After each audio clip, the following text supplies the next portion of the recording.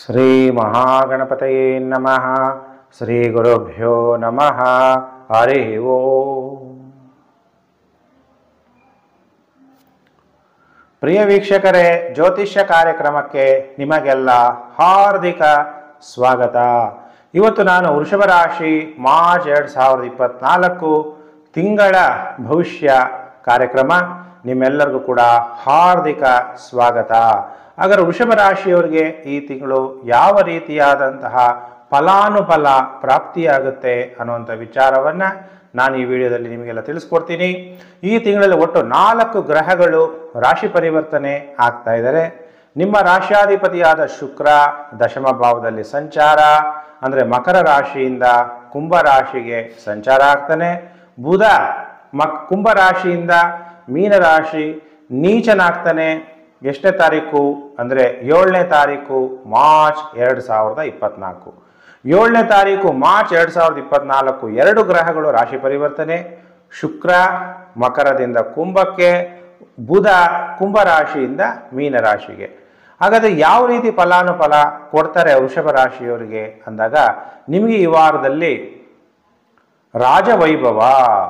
ಸೂರ್ಯ 11ನೇ ಮನೆಗೆ ಬಂದ್ಬಿಡ್ತಾನೆ. ಎಷ್ಟನೇ ತಾರೀಕು?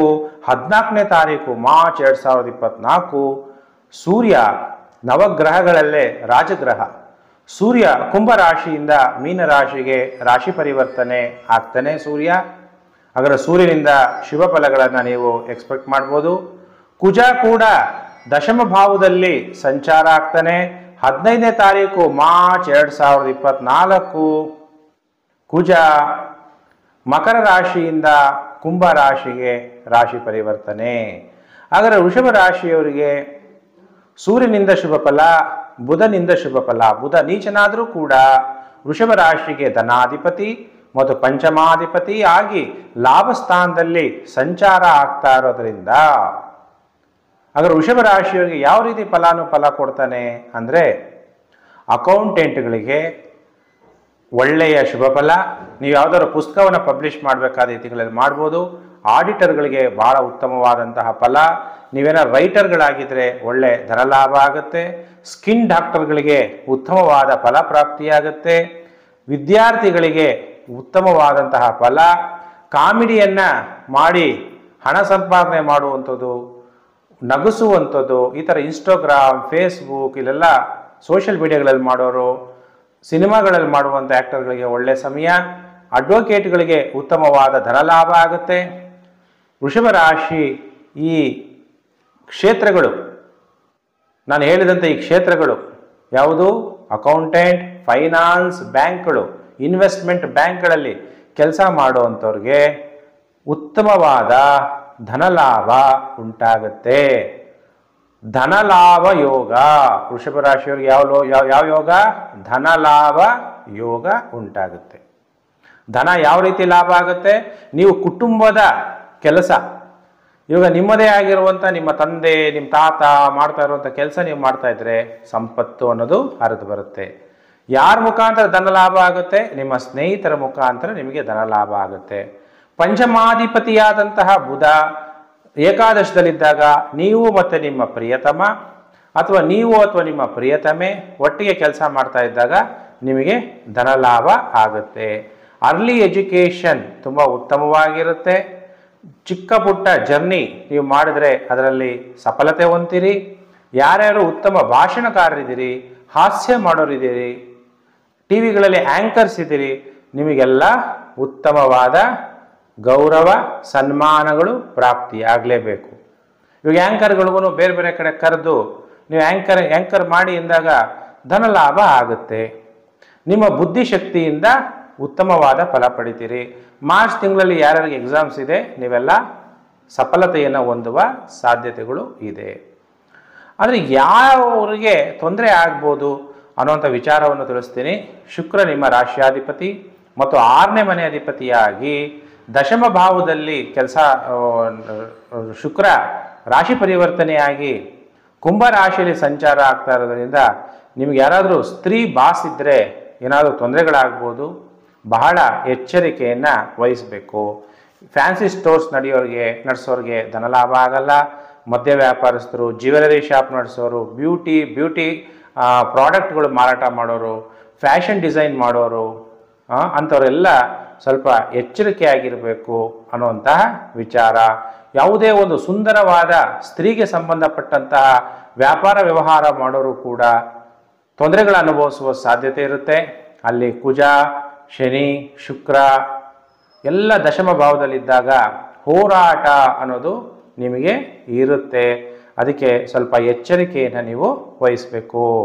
ಯಾಕೆಂದರೆ ದಶಮ ಭಾವ ಅಂದಾಗ ಕರ್ಮಭಾವ ಅಂತೀವಿ. ಪ್ರೊಫೆಷನ್ಗೆ ತೊಂದರೆ ಆಗುವಂಥದ್ದು ಅಥವಾ ನಿಮ್ಮ ಸ್ಟೇಟಸ್ಗೆ ತೊಂದರೆಗಳಾಗುವಂಥದ್ದು ಅಥವಾ ಒಬ್ಬ ಫೇಮಸ್ ವ್ಯಕ್ತಿ ಆಗಬೇಕು ಅಂದರೆ ತೊಂದರೆಗಳಾಗುವಂಥದ್ದು ಅಥವಾ ನೀ ಜಾಯಿಂಟ್ ಇರುತ್ತೆ, ಮೂಳೆಗಳು ಜಾಯಿಂಟ್ಗಳಿರುತ್ತಲ್ಲ, ಅಲ್ಲಿ ಏನಾದರೂ ತೊಂದರೆಗಳಾಗುವ ಸಾಧ್ಯತೆ ಇರುತ್ತೆ. ಆದರೆ ಸೂರ್ಯ 14ನೇ ತಾರೀಕು ಮಾರ್ಚ್ 2024 ಕುಂಭರಾಶಿಯಿಂದ ಮೀನರಾಶಿಗೆ ರಾಶಿ ಪರಿವರ್ತನೆ ಆಗೋದ್ರಿಂದ ನಿಮಗೆ ರಾಜಕಾರಣಿಗಳ ಪರಿಚಯ, ರಾಜಕಾರಣದಲ್ಲಿ ಒಳ್ಳೆ ಸ್ಥಾನಮಾನ, MP ಎಲೆಕ್ಷನ್ಗೆ ಈಗ ಬರ್ತಾ ಇರೋದ್ರಿಂದ 2024 ಸೀಟ್ ಸಿಗುವ ಸಾಧ್ಯತೆಗಳು. ಇನ್ನು ಯಾರ್ಯಾರು ಅಡ್ಮಿನಿಸ್ಟ್ರೇಟಿವ್ ಲೆವೆಲಲ್ಲಿದ್ದೀರಿ ಒಳ್ಳೆ ಸ್ಥಾನಮಾನ ಸಿಗುತ್ತೆ. ಪೊಲಿಟಿಷಿಯನ್ಸ್ಗೆ ಭಾಳ ಉತ್ತಮವಾದಂತಹ ಸಮಯ. ಗೌರ್ಮೆಂಟ್ ಸರ್ವೆಂಟ್ಸ್ ಯಾರು ಕೆಲಸ ಮಾಡ್ತಾಯಿದ್ರಿ, ಆಫೀಸರ್ಸ್ ಇರ್ಬೋದು, ಟ್ರಾನ್ಸ್ಫರ್ ಆಗೋದು, ಪ್ರಮೋಷನ್ ಆಗೋದು, ಎಲೆಕ್ಷನ್ ಡ್ಯೂಟಿಗಳ ಜವಾಬ್ದಾರಿ ನಿಮಗೆ ಸಿಕ್ಕಿ ಚೆನ್ನಾಗಿ ಕೆಲಸ ಮಾಡ್ತಿದ್ದೀರಾ ಅಂತ ಹೆಸರು ತಗೊಳ್ಳುವಂತಹ ಸಾಧ್ಯತೆಗಳಿದೆ. ನಿಮ್ಮ ಬ್ರೈಟ್ನೆಸ್ ಅನ್ನೋದು 4 ದಿಕ್ಕುಗಳಲ್ಲಿ ಅರಿಯುತ್ತೆ. ಮತ್ತು ನಿಮಗೆ ಪಕ್ಷದಲ್ಲೇ ಯಾವುದಾದ್ರೂ ಜವಾಬ್ದಾರಿಗಳು ಸಿಗೋದು ಅಥವಾ ಸರ್ಕಾರದಲ್ಲೇ ನಿಮಗೆ ಯಾವುದಾದ್ರೂ ಪವರ್ ಸ್ಥಾನಮಾನ ಸಿಗುವ ಸಾಧ್ಯತೆಗಳು ಕೂಡ ವೃಷಭ ರಾಶಿಯವರಿಗೆ ಕಂಡು ಬರ್ತಾ ಇದೆ. ಅದಕ್ಕೆ ರಾಜವೈಭವ ಮತ್ತು ನಿಮಗೆ ಧನಲಾಭ ಯೋಗ ಅಂತ ಹೇಳಿದ್ದು ನಾನು. ನೋಡಿ, ಇಷ್ಟೆಲ್ಲ ಶುಭ ಫಲ, ಸೂರ್ಯನಿಂದನೂ ಶುಭ ಫಲ ನಿಮಗೆ ಪ್ರಾಪ್ತಿಯಾಗುತ್ತೆ. ಸೂರ್ಯ ನಿಮಗೆ ವೃಷಭ ರಾಶಿಯವರಿಗೆ 4ನೇ ಮನೆ ಅಧಿಪತಿಯಾಗಿ 11ನೇ ಮನೆಯಲ್ಲಿ ಸಂಚಾರ ಆಗೋದ್ರಿಂದ ಸುಖ, ಮನೆಯಿಂದ ಸುಖ, ವಾಹನದಿಂದ ಸುಖ ಮತ್ತು ಲಾಭ. ಲಾಭ ಯಾವುದರಿಂದ ಬರುತ್ತೆ? ಮನೆ ವಿಚಾರದಿಂದ ಲಾಭ ಬರುತ್ತೆ. ತಾಯಿಯಿಂದ ನಿಮಗೆ ಲಾಭ ಪ್ರಾಪ್ತಿಯಾಗುತ್ತೆ. ತಾಯಿಯ ಆಸ್ತಿ ನಿಮಗೆ ಸಿಗುವ ಸಾಧ್ಯತೆಗಳಿದೆ. ಇನ್ನು ಯಾರ್ಯಾರು ರಿಯಲ್ ಎಸ್ಟೇಟ್ಗಳು ಮಾಡ್ತಾ ಇದ್ರಿ ಒಳ್ಳೆ ಧನಲಾಭವನ್ನು ಮಾಡ್ತೀರಿ. ಇನ್ನು ಚೆಸ್ಟು ಮತ್ತು ಲಂಗ್ಸ್ ಸಂಬಂಧಪಟ್ಟಂಥ ಡಾಕ್ಟರ್ಗಳಿಗೂ ಒಳ್ಳೆ ಧನಲಾಭ ಆಗುತ್ತೆ. ಪ್ರಾಪರ್ಟಿ, ವೆಹಿಕಲ್ ಇವೆಲ್ಲ ಖರೀದಿ ಮಾಡ್ಬೋದು. ಎಜುಕೇಷನಲ್ಲೂ ಕೂಡ ಸಕ್ಸಸ್ ಆಗುವ ಸಾಧ್ಯತೆಗಳು ಕೂಡ ಕಂಡು ಬರ್ತಾ ಇದೆ. ಯಾವುದರಲ್ಲಿ ಲಾಭ ಆಗುತ್ತೆ ಅಂದಾಗ ಎಜುಕೇಷನ್ ಡಿಪಾರ್ಟ್ಮೆಂಟಲ್ಲಿ ನೀವಿದ್ದರೆ ಅಥವಾ ಎಜುಕೇಷನ್ ಯಾವುದೇ ಆಗ್ಬೋದು, ಟೀಚರ್ಸ್ ಆಗಿರ್ಬೋದು, ಟ್ಯೂಷನ್ಸ್ಗೆ ಸ್ಟೂಡೆಂಟ್ಸ್ ಬರ್ಬೋದು, ಅದರಲ್ಲೆಲ್ಲ ಧನಲಾಭ ಜಾಸ್ತಿ ಆಗುತ್ತೆ. ಸೋಷಿಯಲ್ ಆ್ಯಕ್ಟಿವಿಟಿಗಳಲ್ಲಿ ಚೆನ್ನಾಗಿ ಧನಲಾಭ ಆಗುತ್ತೆ. ನಿಮ್ಮ ಸ್ನೇಹಿತರು ದೊಡ್ಡ ದೊಡ್ಡ ವ್ಯಕ್ತಿಗಳು, ರಾಜಕಾರಣಿಗಳಿದ್ದರೆ, ಸರ್ಕಾರ ಜೊತೆಗೆ ನಿಮ್ಮ ಸಂಬಂಧಗಳಿದ್ದರೆ ಒಳ್ಳೆ ನಿಮಗೆ ಅನುಕೂಲಗಳು ಈ ತಿಂಗಳಲ್ಲಿ ಕಂಡು ಬರುತ್ತೆ.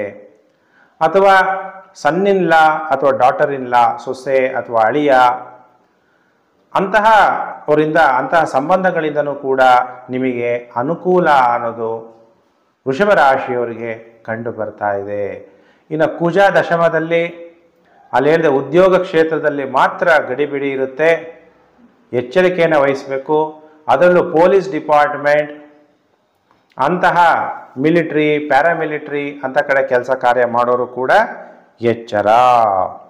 ನೋಡಿ, ನಿಮಗೆ ಈ ತಿಂಗಳಲ್ಲಿ ಆರೋಗ್ಯ, ಅಭಿವೃದ್ಧಿಯಲ್ಲಿ ಲಾಭ, ಪರಮ ಸುಖ, ಧನಾದಾಯ, ಮಾನಸಿಕವಾಗಿ ಸಂತೋಷ, ಎಲ್ಲದಕ್ಕಿಂತ ಬೇಕಾಗಿರೋದು ಮಾನಸಿಕ ಸಂತೋಷ, ಯುವಕರ ಜೊತೆ ಸ್ನೇಹ, ನಿಮಗಿಂತ ಯಂಗ್ ಪೀಪಲ್ ಜೊತೆಗೆ ಸ್ನೇಹ ಮಾಡಿಕೊಳ್ಳುವ ಸಾಧ್ಯತೆ ಇದೆ.